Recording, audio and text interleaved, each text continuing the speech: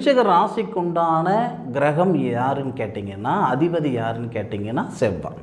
அந்த செவ்வாய் ஜூன் மாதம் 6ஆம் தேதி உங்களுடைய ராசிக்கு 10வது பாவகன் சொல்லக்கூடிய தொழில் ஸ்தானத்துக்கு வராரு. சார் இது என்ன ஆச்சரியமா சார்னு கேட்டிங்கன்னா, சாமி சத்தியமாக ஆச்சரியம் தானுங்க. உங்கள் ராசியாதிபதி தொழில் ஸ்தானத்தில் வராருன்னா, தொழில் ஸ்தானாதிபதின்னு சொல்லக்கூடிய சூரியன், வேறு யாருக்குமே அந்த மாதிரி பிராப்தம் இல்லை. நான் சும்மா சொல்கிறேன்னு நினச்சிக்கிடாதீங்க. விருச்சிக ராசியில் பிறந்தவங்களுக்கு மட்டும்தான் தொழில் ஸ்தானாதிபதியாக சூரிய பகவான் வருவார். வேறு யாருக்குமே அந்த பிராப்தம் கிடையாது.